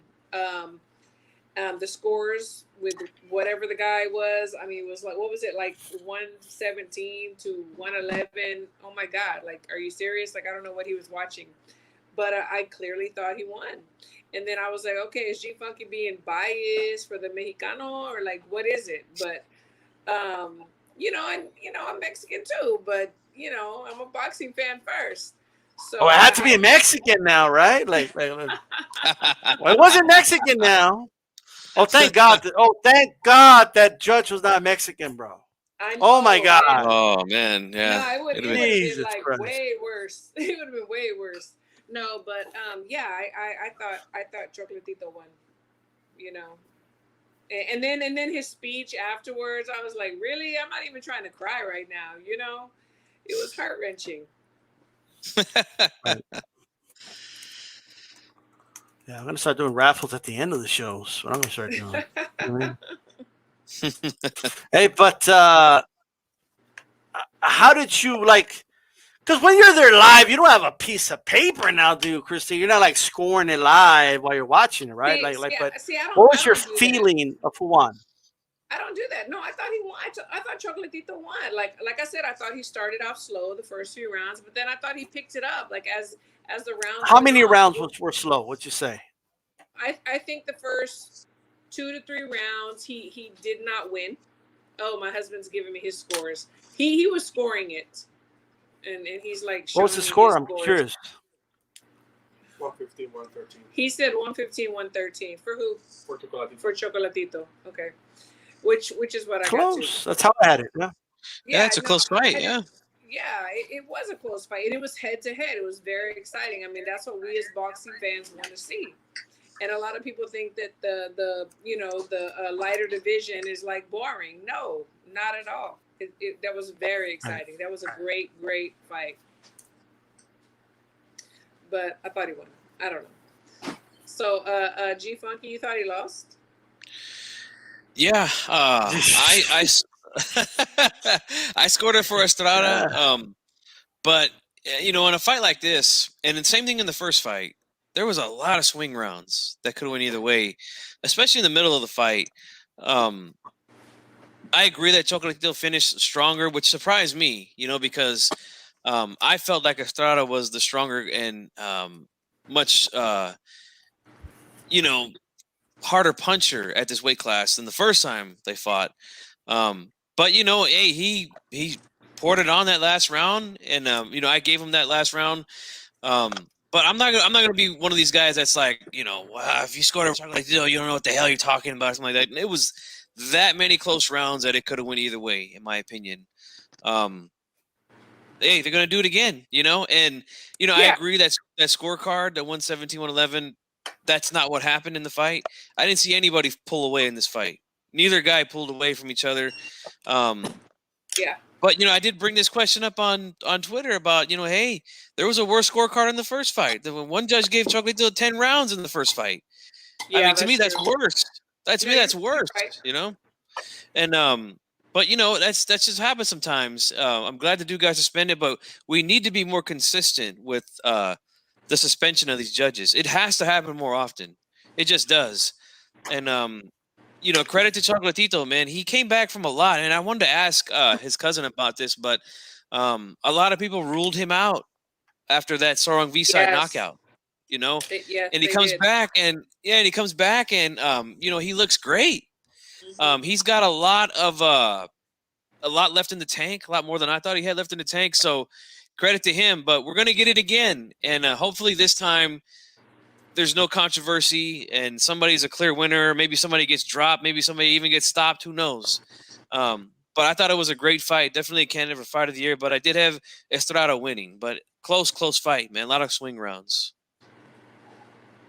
A lot of swing rounds. LT won the T-shirt, by the way, and Calix won the poster. Okay. Then a lot of disgruntled people left. A lot of people entered the raffle, man. A lot of people. After Hagler died, like all of a sudden people were hitting me up. But hey, only one person can win, you know what I mean? So but the Calix one was just a practice one. We're gonna be doing the real raffle in a little bit. You know what I mean? LT, you're late, bro. Let me get in. Yeah. Hey, but I think it's the fight it's the front runner for sure. It's gonna be hard to beat as the fight of the year. And they're 1-on-1 now. I hope we get that trilogy before the year ends. I mean, it's a must. They got to do it. I'm all for it. But that division is fire. We got Rungasai there. We got Anakajas. We've got a lot of great fighters there. So we'll see how that goes, man. But I want to talk about Breakus McCaskill. Christine, what happened with Breakus, man? What happened? I think she didn't figure out how to defend with that overhand right. No, I mean she didn't change anything. She didn't change her style at all. I don't know if they didn't watch the film from the first fight. She didn't adjust. I don't know what the game plan was. But yeah, I don't know. I thought it was going to be a different fight, but I was wrong. Definitely. So what did y'all think about that fight? I know that UD Styles are new to women's boxing. Was that one that you might think that was exciting or might turn you on to watching more female fights? Or what did you think about that fight? I do have to be honest about one thing. So, was it exciting? Absolutely. It was. I enjoyed the fight, but it was a little bit of a sloppy fight, just a bit sloppy. And I would think that even though I understand she's older and all that, but I would just have thought that not McCaskill, but Breakus, because McCaskill didn't have to change anything. What she did was working. Right. You know what I mean? Right. But in Breakus' case, I will be some type of adjustment. She almost got knocked out in the second round. Yeah. The 2 minutes saved her. Yeah. So there was no adjustment made. That's my main issue. And the only time she really got in the fight was when McCaskill got tired. That's it. Yeah. Yeah. I agree. And that's been the argument about, the 2 minutes. It's like if they had the 3 minutes, would there be more knockouts? I think there would, and I think that fight proved it. If there had been 3 minutes, would there have been a knockout? I think quite possibly there would have been. It was almost as if Breakus had almost, I don't want to say given up, but she was just like almost mentally given up. I don't know. It was like she just didn't have a plan B. I don't know what they went home and worked on or what video they looked at, but there had to be some adjustments. And like you said, there weren't any adjustments. It was the same. It was the same fight, the same outcome. Yeah. What did you think, Chief Funky? Anything that, even as someone that picked McCaskill to win, were you still even then surprised that she didn't have to change anything herself? She could have just keep doing the same thing she did in the first fight. You mean McCaskill or Breakus? No, what I'm saying is like even McCaskill didn't even have to change anything. Oh Like yeah. Breakus made. You would think someone, even though she's older in age, would have made some adjustment, and I just didn't see any. Yeah, it looked like she came out with the same game plan to move around and box a little bit. If anything, I would say I don't think McCaskill necessarily changed her game plan or made any adjustments. I just think that they picked up the pace a little bit. She jumped on her early and hurt her early in that fight. I believe it was the second and third round or something like that. She hurt her with some big right hands, almost dropped her. But credit to Cecilia for taking those shots and hanging in there and going the distance. I didn't like the way that the referee took the point for the holding. Now, was she holding a lot? Yes. But I don't think it was necessary to take the point. But it happened. But one thing I got to give Cecilia credit for is that after she was deducted the point, she went for it. She didn't hold back. She didn't just say, "Well, I'm just going to survive 10 rounds here, and see what happens." The judges. She was really trying to win that fight. Still, she said, "Okay, I got to adjust my style now." And she let her hands go a little bit more towards the end of the fight. Maybe there's some truth to what you said, D-Style. Maybe McCaskill did get a little tired towards the end, but I actually stopped scoring that fight after like the 7th round because I didn't see Breakus winning any rounds. She got dominated, and I wish she would just hang it up. She had a great career. No shame in losing to She wants to a the young trilogy, gun. though, guys. She wants a trilogy. No. Said, I want There's to no know. way. I want another crack. I'm not interested. I'm not interested in that fight. I don't know if y'all are. I'm not interested in seeing that. But G Funky, do you think it's kind of like an oxymoron? So in boxing, it's like hit and don't get hit, but it's like, oh, she took that shot. Like, oh, she could get. It's like for someone to be able to take a shot, it's like you don't take that shot. You're not supposed to adjust. Like, what can you do to not take that shot? Where's the slipping? Where's the defense? Where's the head movement? Keeping your head off the line. It's like, what can you do to adjust? Don't take the shot, Well, here's the frustrating part. She's like McCaskill, and I know what Dave DeWinnis pointed this out. I said, "Rough, shout out to them." Like, she's looking at the ground when she's throwing the right hand. Like, but what she's doing is working. So I don't know why. Like, you know what I mean? Like the one that had to make the adjustments was Breakus. Like, it was on her. And and for being the elite boxer and the undisputed champion of the division, all this, like, you would just think that someone that defended the belt 20 some odd times, that's supposed to be this great boxer, right? Absolutely. Someone like McCaskill's style would be tailor made for her. So Christine, my question to you is, how much of that is maybe it's just that style is just her kryptonite, or B, how much of it is the age? She's just up there in age, and it's time to hang him up. I think it's a little bit of the age, and I think it's a little bit about the opposition from the past. It's like the thing about women's boxing, unfortunately or fortunately, it's like coming up, the women that are coming up now or that have come back up in the past, there was not the opposition was not as it is going to be in the future. Does that make sense? It's like we don't have that many female champions or great. How can I say this without being? I think in the future we're going to have more opposition, better opposition.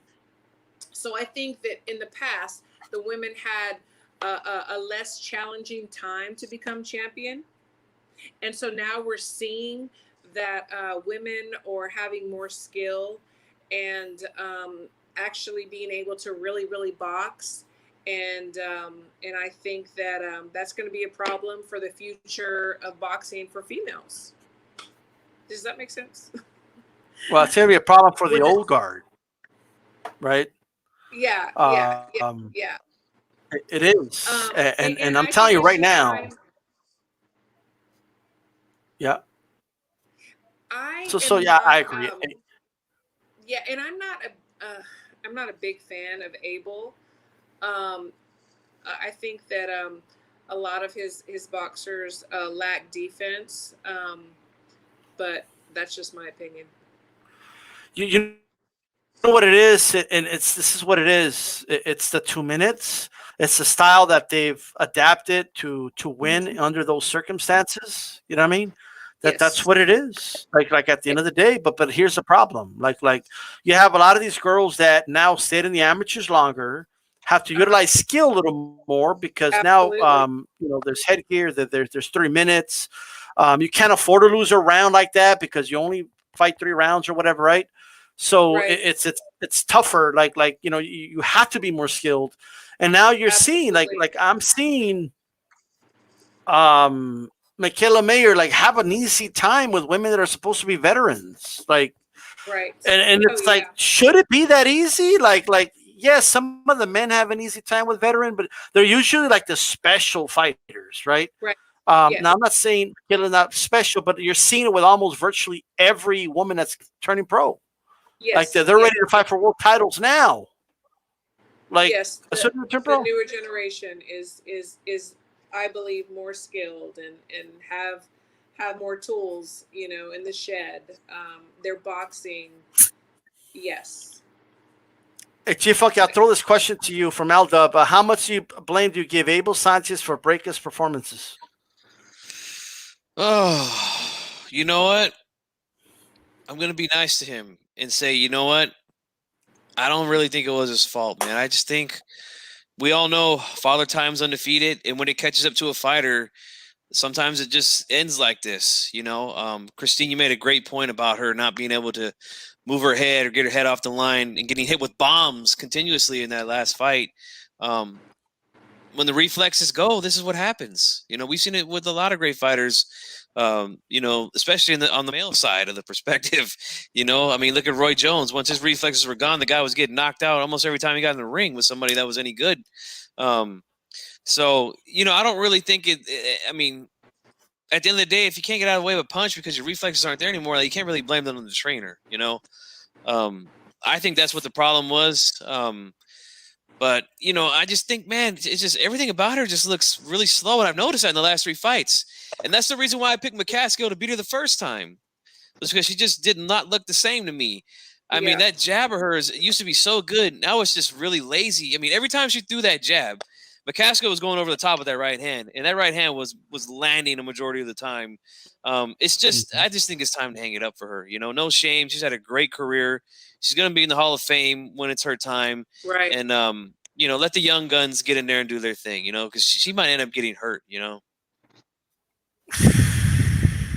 Hey, I mean, she was the first lady of boxing for a long time, a lot of title defenses.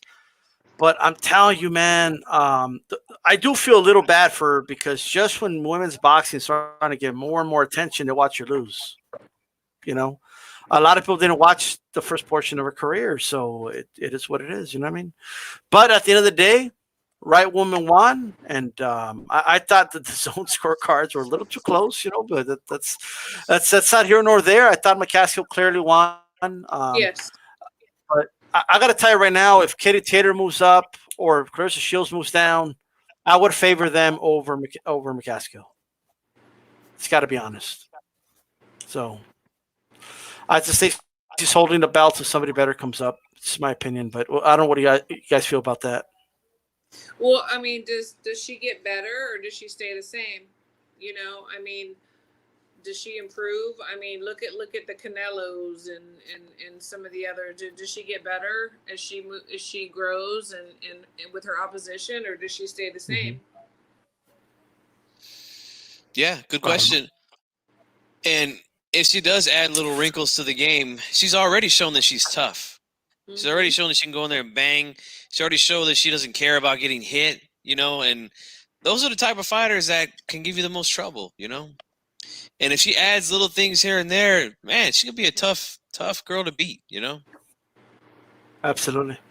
Let's go over some other news here. The announcement of the Gypsy King, Tyson Fury, against Anthony Joshua. What's Anthony Joshua's nickname? Does he have a nickname? Is it just AJ for real? AJ. Yeah, I think it's just AJ. Are his initials his nickname? Like, I thought come it on was like here. Justin Bieber of, you know. Let me tell you something. Just like Triple G, you know. His initials are his, you know. Look. Do I feel Fury could be Joshua? Yes. Do I feel it's a foregone conclusion? No. In fact, I think this is a dangerous fight for Fury. I think it's a really dangerous fight, and I'll tell you why. We all know the reasons why Fury is a problem, not just for AJ, but for everybody.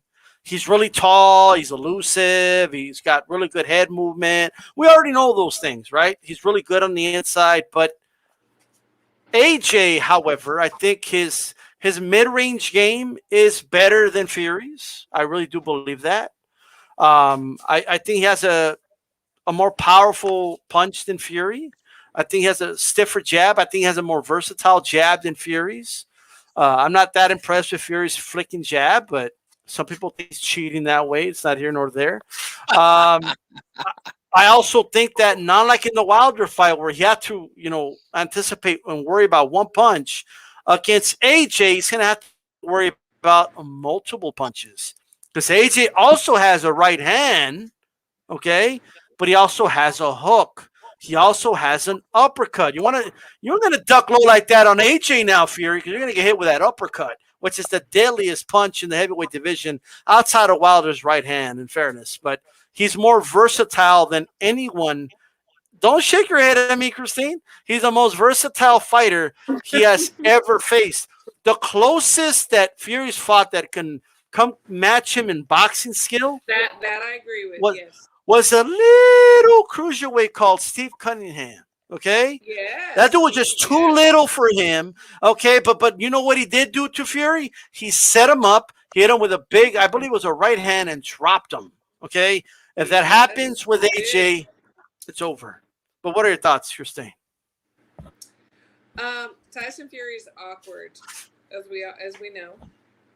I don't believe he's predictable. AJ is predictable. We know what he's going to throw. We know what he's going to do. You just told us everything that he's going to do. So he's very predictable. And I'm putting my $5 on Tyson Fury. I really believe that he's going to be. How many times has Fury defended his belts, Christine? Are you really asking me this right now? I Never. Everyone, excuse me while I have my Juan Manuel Marquez. My Juan Manuel Marquez energy drink. Go ahead. That doesn't matter. It doesn't matter. It does matter. I'll tell you why it matters, but I'm just asking, I got Tyson. It's one thing to reach the mountaintop. It's another thing to defend the mountaintop. Okay, there's another level of up here, another level of mental toughness that you need to be at the mountaintop. That's what made a Muhammad Ali great. That he didn't just be listen and then disappear, and then come back years later, be Foreman and disappear. No. You know what he did? He defended his belts. Contender after contender after contender, people chasing him. Fury doesn't like that feeling, that energy that he feels when people are gunning for him. He wants to gun for people. That's what he can't handle that pressure. And I don't even know if it's going to happen, by the way. I hope it does. Okay. But Fury, there's a mental lapse with this guy. He's never won big fights back to back. He disappeared when he was supposed to rematch Klitschko. He didn't have that immediate rematch with Wilder, right?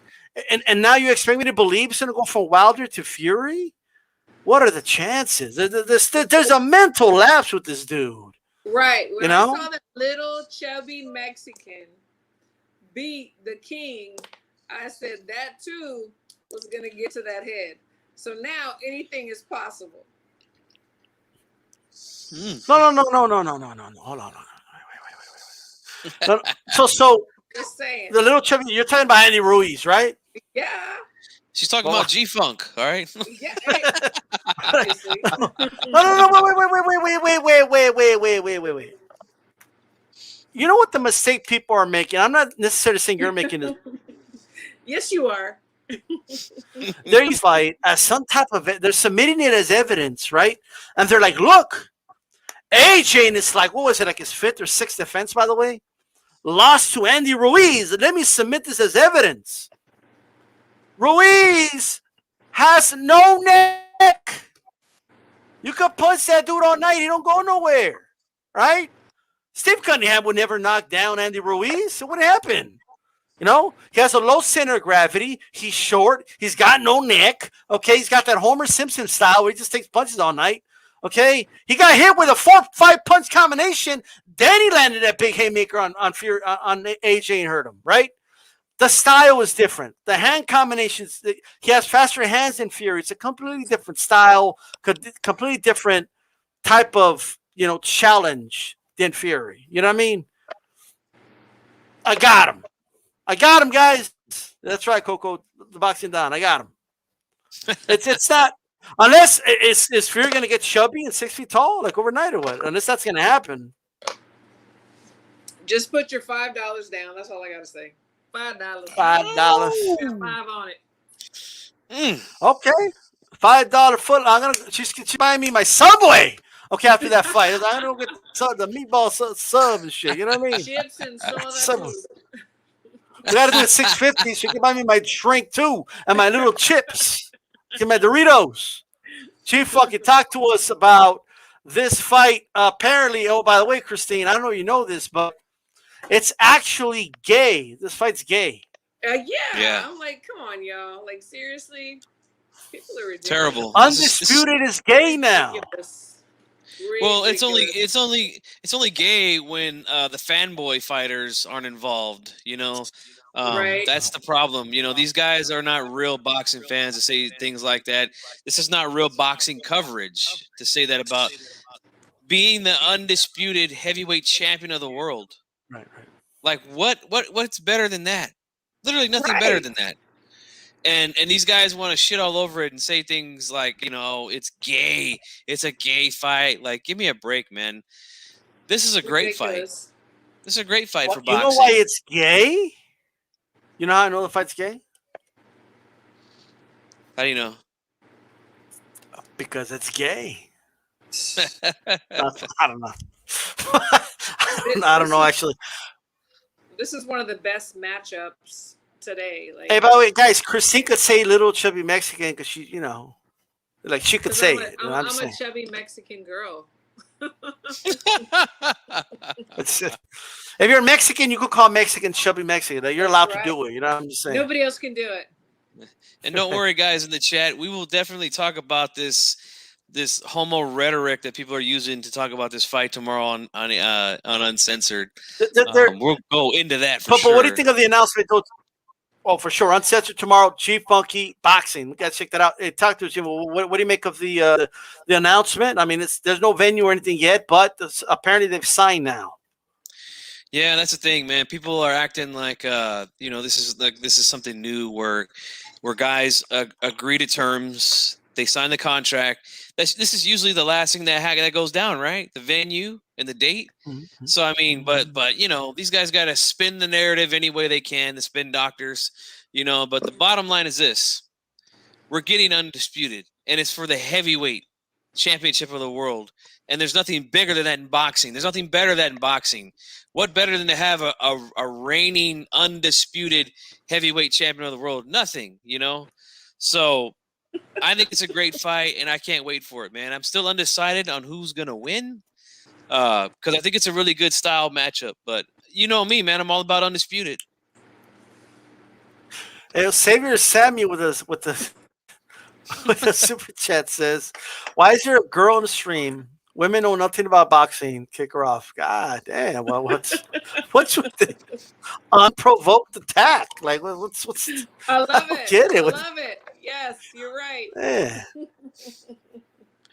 Hey, I'm telling you, Christine can hang with anybody, not just girls, but anybody. Yeah. Hey, man, I'm looking forward for this fight, man. I'm excited. Fury, Joshua, Chief Funky, you don't have to give us what you think it's going to but what's your early feeling about the actual fight itself? I love it, man. The thing with Fury is you just never know what Fury you're going to get at this point when he comes into the ring. We saw him in the first Wilder fight, move around a lot, box a lot, got dropped a couple times, but, a lot of people feel he won that fight. And then all of a sudden we see him go back to the Kronk style. He goes and hooks up with Sugar Hill, comes forward and beats the brakes off Deontay Wilder in the rematch. No cheating involved, by the way. But, I don't know, man. It depends on if he's going to stay with Sugar Hill. That's going to make a difference for me, So, like I said, I'm going to wait and see, who he's going to work with, who he's going to train with before I really make my decision. But Joshua shows some wrinkles to his game, too. Like, I didn't think he was going to be able to move all night against Ruiz, but he did, So, it's an interesting fight, man. I'm really looking forward to it. Hey, I saw Joshua pull off pull counters against Pulev. Okay? Pull counters. Well, Christine, when have you seen a heavyweight pull off a pull counter? I was impressed. Y'all got to admit and just show love to the heavyweight champion of the world. Absolutely. He's very talented. There's no doubt. That's why I'm very excited about this matchup. It's going to be fire. Absolutely. I'm very excited. I mean, this is like a matchup that I've been wanting to see. The only matchup that would beat this in my eyes, in my fantasy matchups, would be Errol Spence and Bud Crawford. But this is number 2. So here we go. There we go. Make sure you guys hit my like button, by the way. All right. Shout out to all those that were watching on Facebook, right? Those viewers from that were watching from there. So shout out to you guys. And look, man, we got Maurice Hooker versus Virgil Ortiz. Loser leaves Texas match. You know what I mean? Nice playing. I love this fight. Boxing fans are so jaded and so negative, and I get it because they screw us over all the time. So I get it, right? But I hear people say things like, "No, I want to see, Virgil Ortiz fight, Crawford." Like, okay, first of all right, he's got to fight the guys on the way to the mountaintop. Like, you know what I mean? Like, it's the way it is. And this is not a gimme. Right. Now, I'm favoring Virgil Ortiz to win because I think Virgil Ortiz is that dude. But you know what? In life, we could think all we want, right? We can be confident, positive about anything, right? But we don't know until we know. You know what I mean? And with Virgil Ortiz, he's going to prove a lot of us right, but he's got to actually do it. This is the sport of boxing. And I don't care a shit what anybody says. He's a former world champion. His only loss against Jose Ramirez, who's about to fight for undisputed at 140. Yep. This is a good fight. This is a really good test for the young man. Text stand up. All right? Jay Funky, let me ask you first. What do you make of this matchup, brother? And who do you have winning? I like the matchup, man. And this is not a gimme for Virgil Ortiz, in my opinion. It's just not. I'm not one of these guys that writes, guys off just because they take a loss. I think Hooker's a really good fighter. I feel like this is the weight that he should have been at for quite some time now. I know he was struggling to make weight a few fights ago. But he did have that brutal, and that was a really good match with Ramirez at 140 to unify. Unfortunately, he came up short in that one, and I think he's going to come up short in this one. But I don't think it's going to be an easy fight for Ortiz. This is a big step up in class for him. Hooker is a big guy. He's got reach. He's got a good jab, good right hand to follow. I just think that. from what I've seen from Hooker, now things could change, but from what I've seen from him in the past is that he doesn't always necessarily stick to the game plan. You know, like, I honestly don't think that was the way that they wanted him to fight against Jose Ramirez in that fight. Nope. But he got lured into a war, a slugfest, and he paid for it. You know, he's got to stay disciplined here, because I think that, in my opinion, Ortiz has got faster hands than Jose Ramirez. He's got, I think his punches are much shorter, and obviously he's naturally bigger, so he's going to hit harder. So he's going to have to stay behind that long jab, you know. But the thing that I don't like about it is, I mean, he's got a good jab. I just don't like how he's always like, you know, he's always doing this with his lead hand. You know, like, that always scares me with guys when they're doing this, especially with a guy who's got a good overhand right, like an Ortiz or like Ramirez. You know, like, you keep doing this thing and then you throw your jab and then you go back to doing like that can easily be timed. You know, and someone can come over the top of that. He also doesn't do a good job of defending his body. I noticed Ramirez landed a lot of left hooks to his body in those 6 rounds. So he's going to be on his game, man, with this dude. But I think it's going to be a little bit of a difficult puzzle to figure out for Ortiz early on. But I think he figures it out, and I think he gets the job done. I think he's going to find, like I said, he's going to find a little bit of trouble early, and I like that. I want him to go through a little bit of trouble to get there. It's going to be a good fight, man. I'm picking Ortiz to win.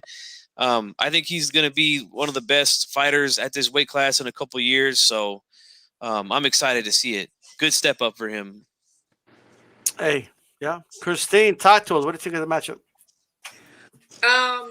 I hate it, but I love it. I hate it because I've known both guys since they started in boxing, and I love them both. Both of them fought my kids coming up in the amateurs. Through the years, I got closer to the Maurice Hooker camp, and I've seen him go through, becoming a world champion and then not being a world champion. When I first heard about the matchup, I thought that it was maybe too soon for Virgil. But then again, it's a good test for him to see where he's at. He deserves the opportunity because he is very talented. And then Maurice also deserves another shot to prove himself so that he can continue on. So it's tough. It's going to be a very emotional and exciting fight for me, and I'm definitely going to be there. And I tell you what, Dallas is going to be on fire because this is a hot one for sure. Loser leaves town match. How about it? Yeah, I love the fight, man. It's a good fight. It's a good fight. It's a dangerous fight, and we don't really know, if someone's really for real until they actually show us in the ring. So, absolutely. And they both have great teams, great strong teams. Mm-hmm. Yeah, but I'm favoring Virgil Ortiz for sure. Yeah, I got Virgil. I think he should win it. I think he's gonna attack the body, and he has a team that's already faced Hooker before, and I think that's gonna be a good advantage for him. You know what I mean? A shout out to Blood. Hey, Blood Boxing did like a 12-hour stream today, bro. That dude was on fire. Like, god damn. I don't know about that. Like, you know what I mean? Before we close this one out, one more thing. Lomachenko versus Valdez. Loma versus Valdez is in talks. Chief Funky, well, what's the news? Well, what's the breaking news? Let me get the parentheses. Breaking news, Well, I did see that on Twitter, but then I did get a text from. No. It's got to be on boxing scene for it to be breaking news now. Yeah, I did get a text from another source. Who tweeted this? Well, we had a guest on, but according to Valdez's manager, that there's no truth to the story that they're currently in talks with Loma. But he says if that fight is there for them, they would take it. But it's a good fight, There's all these like twists and turns. Like, well, Valdez's manager said this, but maybe okay. Well, it looks like it was just like some I don't know. You know what I mean? I don't want to speculate like that. That's an interesting fight. But do I want to see Valdez move up right now? Do we want to see Loma move down? I don't know. I mean, that's a conversation that be had if that happens. And all that good stuff. Better BF should be fighting this weekend against a guy I'm not that familiar with. But hey. And then next week we'll have Amanda Serrano. I want to talk about one more thing. Is Clarissa Shields, because I saw it on social media today, that she's the best in the world, the best woman fighter, right? Is she? Like, I know a lot of people just accept that or something, but is she really? Like, is she better? Is she better than Amanda Serrano? Like, has she accomplished more than Amanda? She's been more active than over the years. I mean, people will tell me things like, "Yeah, but Amanda Serrano was not a gold medalist." Well, I don't think that was around when she was an amateur. It wasn't. So, and then you look at Amanda Serrano's and Katie Taylor. By the way, I think she should be in the mix. Well, and then go back even further. Go back to Ann Wolf and Christy Martin. Like, go back further. It's like they were the pioneers. And the things that they've accomplished. Right. Yeah, absolutely, man. Sinister says Latinos in UK holding down boxing. I know I wasn't able to go to the channel today, guys, because we had like 3 guests, back to back to back. You guys could always go back in the archive and check that out. And again, I want to thank Jose Chocolatito Estrada, his supporters that were here, and I want to thank Pat Killian, the artist, for sharing the stream and everything, and I appreciate that very much. And then of course, Hanna Gabriels, who came on after a busy day, jumped on and spilled the beans. I'm just saying. But look.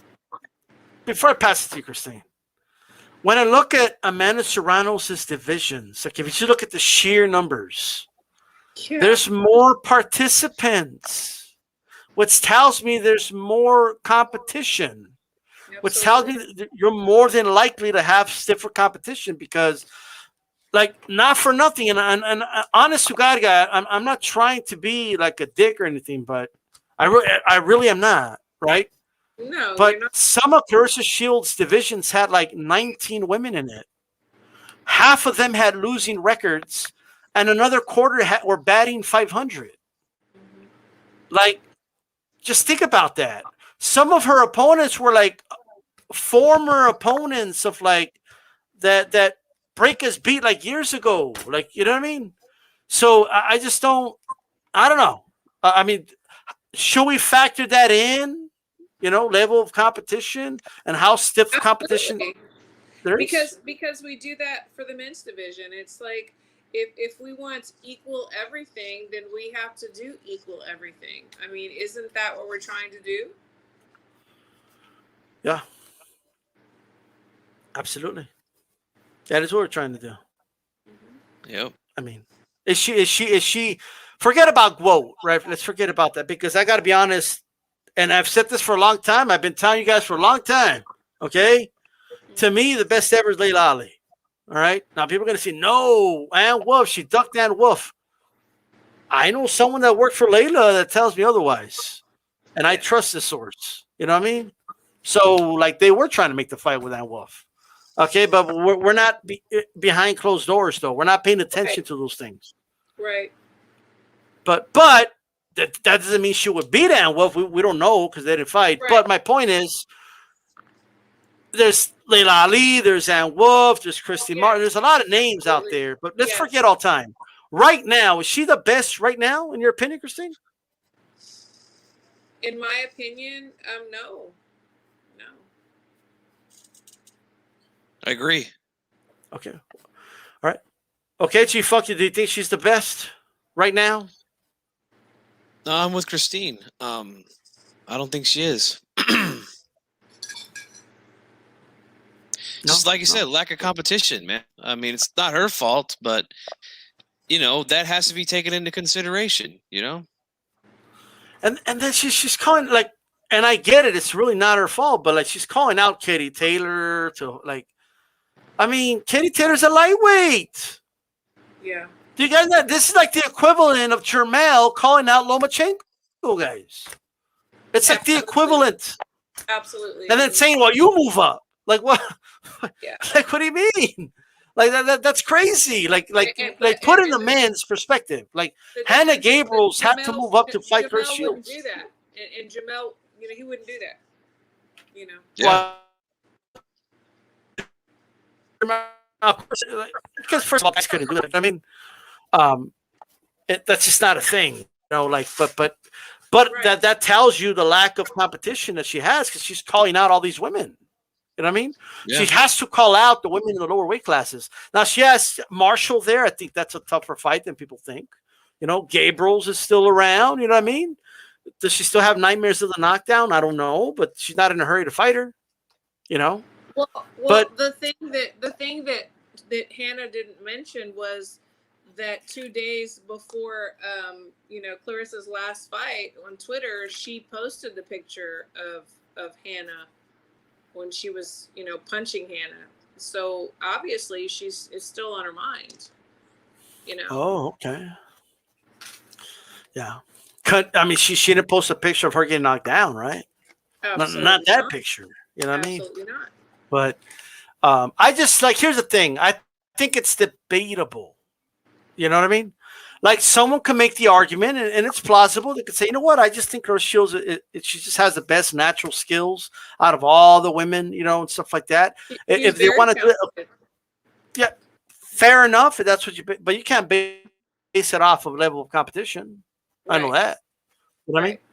So that's how I feel about it, like personally. And I mean, hey, at the end of the day.